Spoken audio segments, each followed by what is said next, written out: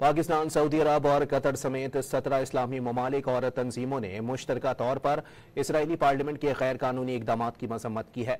वाज़े कर दिया, मकबूजा मगरबी किनारे को जम करने की कोशिश कबूल नहीं की जाएगी।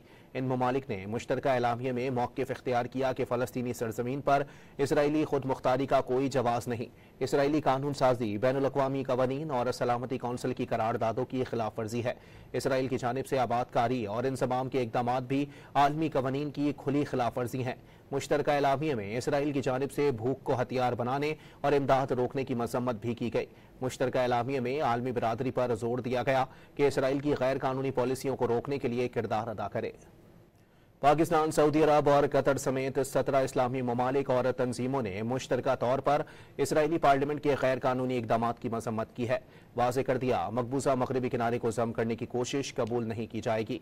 इन ममालिक ने मुश्तरका एलामिया में मौक़िफ़ इख्तियार किया कि फ़लस्तीनी सरज़मीन पर इसराइली खुद मुख्तारी का कोई जवाज़ नहीं। इसराइली कानून साजी, बैनुल अक़वामी कवानीन और सलामती कौंसिल की करारदादों की खिलाफ वर्जी है। इसराइल की जानिब से आबादकारी और इंसमाम के इक़दामात भी आलमी कवानीन की खुली खिलाफ वर्जी हैं। मुश्तरका एलामिया में इसराइल की जानिब से भूख को हथियार बनाने और इमदाद रोकने की मजम्मत भी की गई। मुश्तरका एलामिया में आलमी बिरादरी पर जोर दिया गया कि इसराइल की गैर कानूनी पॉलिसियों को रोकने के लिए किरदार अदा करे।